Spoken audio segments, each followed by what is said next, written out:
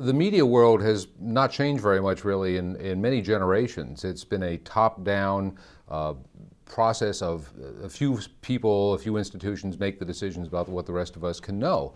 And all of that has changed now. It's all been flipped on its head. It's what I call a media inversion, where now the news and information comes from the bottom up. And there are some different factors affecting this. One is that the mainstream media itself, as we've known it, is imploding in many ways. We've seen in the newspaper industry, of course, just dramatic layoffs and cost cutting and bankruptcies and cities that are losing major metropolitan newspapers, and I think a good many more will.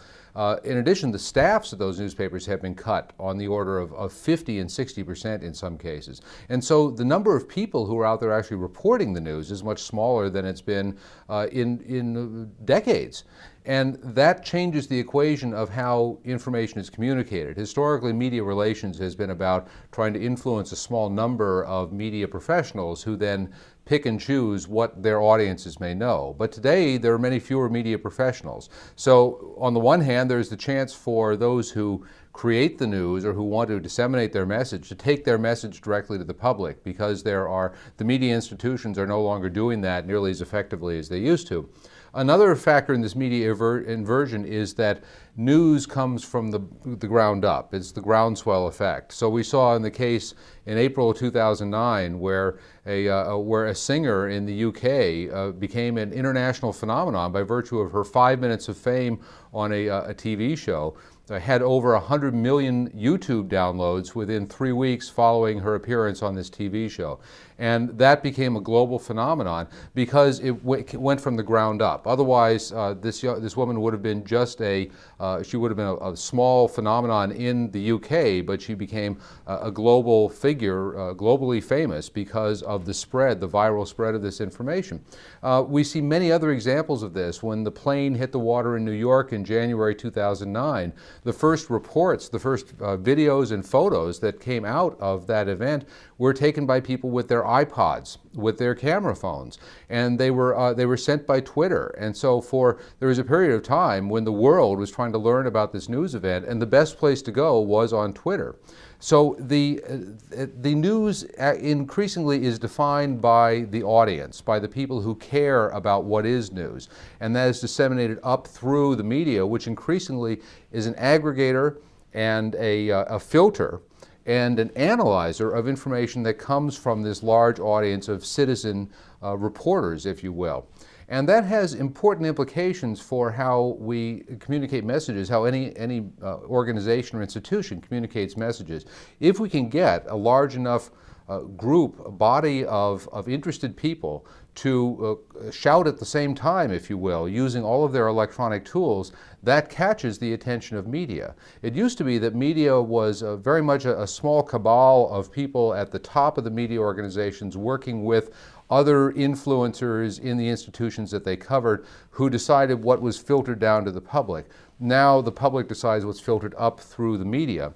Also, increasingly, the media has to look to the search engines for sources of advice. So they're not working their Rolodex anymore. When they need to find an expert, they go to Google. Well, guess what? Google doesn't distinguish very much between the New York Times and some expert blogger out there in Missoula, Montana.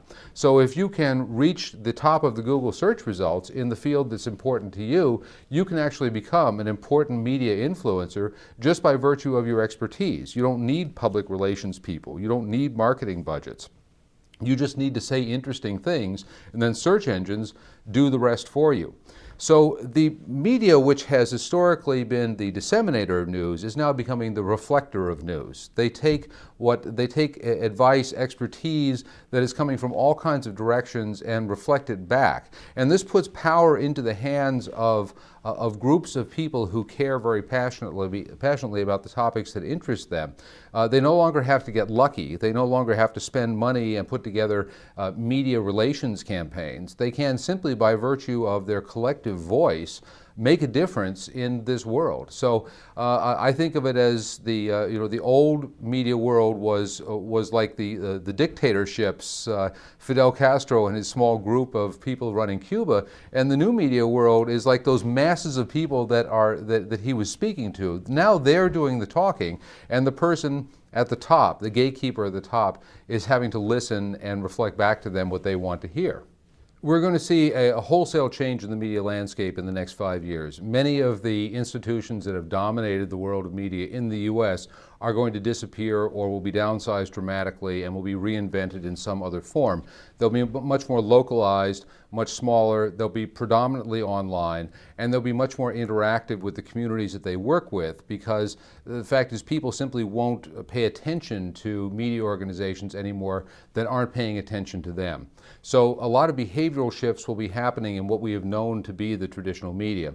In addition, I think we will see lots of new, small, grassroots, and very focused organizations emerge out of electronic communities that will acquire positions of trust with these new audiences. Trust historically has been one of the things that the media had going for it, but trust is a very fungible thing. Now that you have a new world where anybody can be a publisher, then the trust equation changes. Trust is no longer invested in those organizations that have printing presses and delivery trucks and mailing permits. Trust is a matter of what you say and what your audience, the value that your audience gets out of that.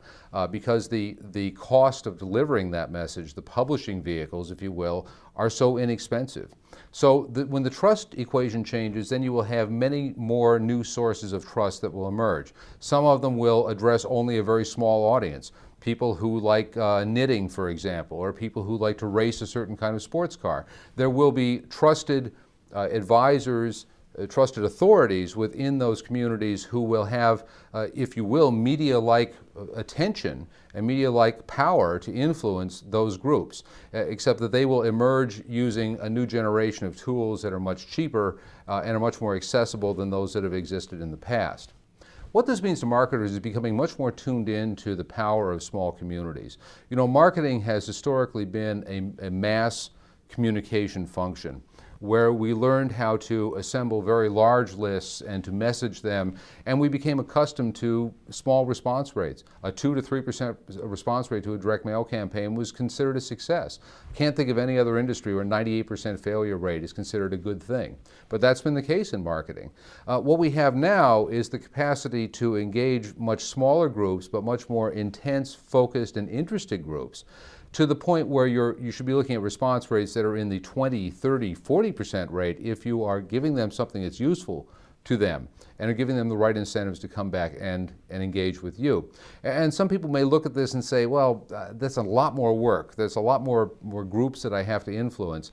And that's probably true to some extent, but it's also much more efficient than what you've been doing in the past. So you don't have to put your faith into the brass ring of getting your name in the Wall Street Journal. That no longer will be the emblem of success. Success will be achieved by a lot of small victories rather than a few large ones. So maybe you don't get your name in the Wall Street Journal, but maybe you do have success in getting in front of several smaller communities that are important to your business and that have people who want to engage with you and become fans of your business. And that will be a success strategy in its own. It won't be this big bet, all or nothing strategy anymore. We will win a lot of small victories. We won't be trying to win the war. And that's very liberating, I think, for marketers, because they won't be beating their heads against the wall of going for the big score. They will learn to work groups, communities of people with shared and specific interests. They'll learn to engage with them, and they will create much more long-term relationships with them than has historically happened in marketing, where it's all about the big bang, get the sale, and then walk away and do the whole thing again a month later.